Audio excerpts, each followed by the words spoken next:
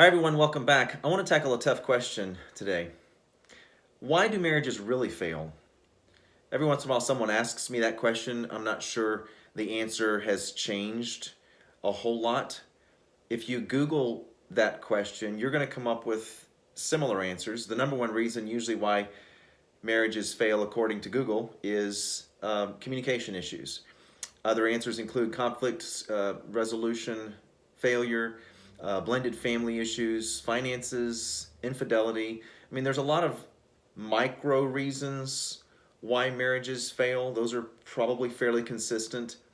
I want to take more of a macro approach, more of a 30,000 feet viewpoint as to why I believe, and in my experience as a marriage therapist for the last 30 plus years, why do marriages ultimately fail? Before I get into that, I want to share some good news with you.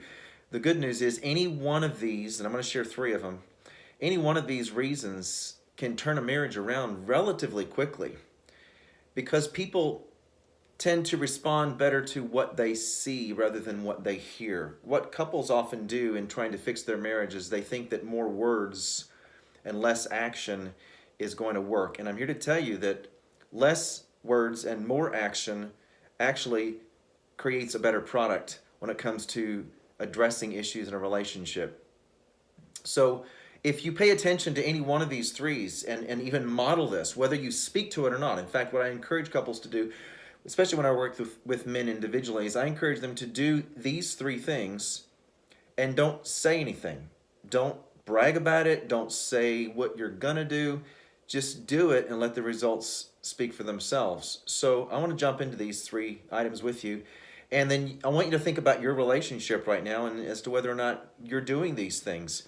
Because we can be very focused on the micro reasons why a relationship fails and totally be in dissolution mode where our relationship is slowly dissolving over time. I think the first reason I would say as to why marriages fail is that people's self-care is too self-centered. I make this distinction a lot when I work with people. There's a difference between self-care and self-centered. I don't really like the word selfish because selfish is applied to both constructs. I like the word self-care because it indicates something that I'm doing to put my best self forward. We all know what self-centered is. The world revolves around me.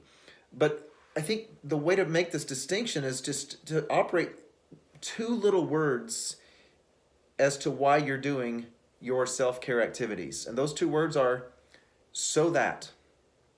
And the answer to your so that needs to be about others. So in other words, I believe self-care are the things that you do so that you can have time for others, so that you can be emotionally available, so that you can be present with your spouse and your family, so that you can be a better listener. And so if your motivation for doing any of those things that you call self-care is so that you can be something better of yourself for other people, then in my book, that's what I would call self-care. Now, I put self-care in a frame of four separate categories: preparation, execution, recuperation, and recreation. Preparation, those are the things that you do to get ready to work, to execute. It's the stuff that you do maybe, like my morning routine. My morning routine's 2 hours long. I get up at a little before 5 and I leave the house at 7 a.m. My preparation for my day takes 2 hours. It includes exercise, meditation, prayer, time with my wife, coffee, time with my dog.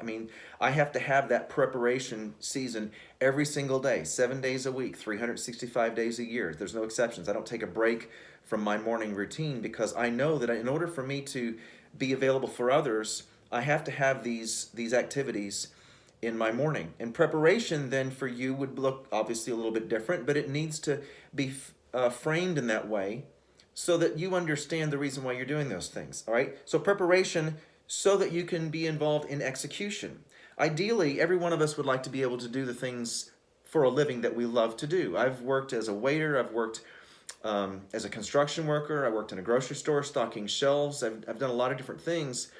And I tried to do those things the best that I could, knowing that I wouldn't be there forever. But I wanted to give my best to it to take something of value from those experiences, not knowing how I would use them at another time. But that's something that my dad had taught me when I was a kid, to do your best at what you're doing. And then when you get good at it, you'll be useful somewhere else. And so, execution, there ought to be self care components to your execution.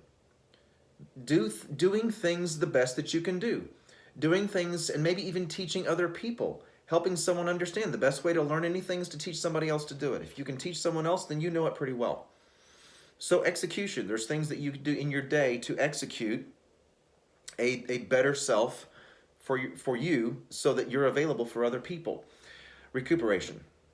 Well, we all know the value of a night's rest, and I hear so many people tell me they brag about that they don't get enough sleep, like that's something to be a badge of honor or something. It's actually not healthy. It's not good in the short or the long term. And we all need some things in our lives that help us recuperate or rest or recover from the work, the execution that we do. So your week should consist of activities that consist of recuperation, and then also recreation. The work of Jaak Panksepp, who was the neuroscientist who discovered the different zones in the brain, where you've got an anger zone, you have a work zone, you have a lust zone, you have a play zone. And so it's important, and I would even say necessary, that a self-care regimen includes recreation, things that allow that part of your brain to operate. And if you don't have play, recreation in your week, then your self-care regimen is not going to be optimized. It's not going to be the best that it can be. And here's what I believe. And this is why I think so many marriages eventually fail, because people's self-care regimen is self-centered. It's not for anybody else. It's for themselves only. And they also expect that their spouse takes some responsibility for that. I'm here to tell you that you're the only one who is responsible for your self-care routine. And when you take that responsibility, again, do it without words. Don't talk about it. Do it and let the results speak for themselves. Then your spouse, your family is going to see those results, and they're going to ask you what you're doing differently, or they're going to know what you're doing differently. And all of a sudden now your self-care becomes actual self-care. Let me move on to another reason. Another reason is soul care is too shallow. The results of soul care should be more peace, not more anxiety. It should be that you're more available, not more fearful. And so if you have a soul care routine, then that's what it should be producing. It should be producing a more non-anxious presence in you. It should be producing more joy, not more anxiety and worry and fear and loneliness. Soul care routines are designed to help you put forward your best self. Now, one of the best things you can do to have a healthy self-care, a soul care routine, is to have healthy self-care habits. So everyone's going to have something a little bit different here when it comes to soul care. And here's how you'll know whether or not yours is working. I hear people say, I just want some peace in my life. Now, unfortunately, when I hear people say that, what they're asking is someone else to make that happen. They're asking their spouse to create a culture in the relationship at home that's going to bring them peace. And the fact of the matter is, that's not their responsibility. It's your responsibility to find peace in your life. And I believe that the soul has at least 5 cravings. And again, you take responsibility for these 5 cravings. Number 1, predictability. There needs to be predictability in your life, things that you can rely upon on a regular basis that bring peace into your life. And consistency. Predictability doesn't necessarily yield consistency, so you have to have a mindset that I'm going to do these practices, whether it's prayer or meditation or journaling or getting out in nature or spending time with friends or planting flowers in the garden or going and doing volunteer work or going to church. I mean, all of these things are great components of a self-care routine, but they have to be consistent. And if they're not consistent, then that's your responsibility. Thirdly, they have to be productive. We are people that have to be doing something, and we have to be productive. We have to be moving forward. One of the greatest catalysts for change and growth is just a little bit of forward motion. Just a little bit. And when we see ourselves making a little bit of progress, it's very motivating. We get a dopamine shot. It feels pretty good. We see that we're moving in a direction that we like. And productivity is something I believe the soul craves. The fourth thing the soul craves is difficulty. I do not believe that retiring and hanging out on a white beach with a Mai Tai and an umbrella in your hand with your feet in the surf is something that would last very long before you and I both would get very tired of that. We have to have a level of strenuous activity and difficulty in our lives in order to keep from becoming bored, in order to feel like we've got purpose in our lives. And I don't mean difficulty to the level of, there's doable hard and there's destructive hard. Doable hard is fine, destructive hard is not fine. And I'm just making sure that you understand that a level of difficulty in your life is a good thing if it's something that allows you, it allows your soul to connect with purpose. The fifth thing I would say is that our soul craves community. We are social creatures. And one of the biggest reasons for mental illness, in my experience, is social isolation. And though we all seem to be so connected and so together all the time, the reality is there's a lot of lonely people because they don't have community, real connection and community with others. And so that, again, that's your responsibility. And if you need help with that, then seek the help that you need it. But when you want peace in your life, find out which one of these areas, predictability, consistency, productivity, difficulty, community, which one of those are missing, and then ask for help or give attention to it and see what happens to your soul care. Soul care is your responsibility. All right, the third reason I think that couples or marriages are really failing is because their cycle care is non-existent. Now, there's not a person on the planet that doesn't know whose logo this is. Nike says, just do it. I'm not endorsing Nike, I just like their swoosh. Because there's a lot of great truths in this learning curve, because that's what this is. We all like the upside of a learning cycle. We love that part. We like experiencing the dopamine shot. We like experiencing winning the game and getting an A on the test and somebody patting us on the back, or maybe taking a pill or going to the gym and people telling us that we're looking better. We love those extrinsic motivators. There's nothing wrong with that. But that's not a complete cycle, especially in a relationship, because you don't get married and just everything's bliss. This is a great way to illustrate a learning curve. Again, we love the upside of things, but here's what we struggle with, and I'm going to show you another side of this. We struggle in relationships with the downside, and we struggle with the backside of a learning curve. The downside is up here. I'm excited, I'm motivated, I'm doing something new, I'm with this new person, we just got married, we just had a baby, all these exciting emotions that come alongside that. But then the downside is I don't know what I don't know. And this is what you experience. You experience a downside, which is a normal and healthy and important part of any kind of cycle. And so once I begin to learn what I don't know, now I'm knowing it, and now I'm off and running again. But the challenge is, it's not like it's now a straight shot, because true cycle care is acknowledging that the cycles have upsides, backsides, downsides, upsides, backsides, downsides. And that's true growth.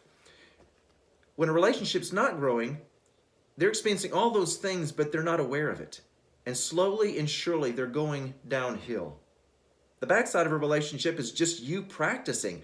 Let's try this and get better at this. Let's try it again and get better at this. So many people say to me, we're right back where we started, or we feel like we're just starting all over again. You're not. You know too much. When you experience the downside of a cycle, you know too much now to start over again.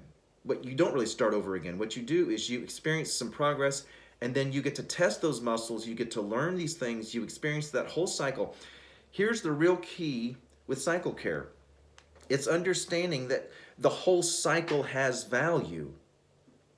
The indigenous Americans used the whole buffalo when they relied upon that for their livelihood and well-being. They didn't waste anything.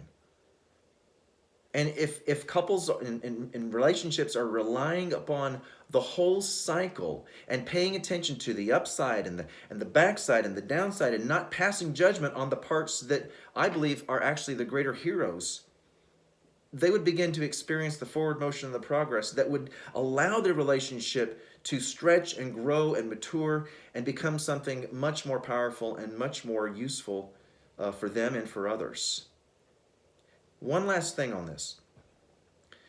It's not only important that you have healthy self-care, healthy soul care, and healthy cycle care. This is huge. it's important that you encourage one another to do the same. Not badger, not complain, not nag, encourage.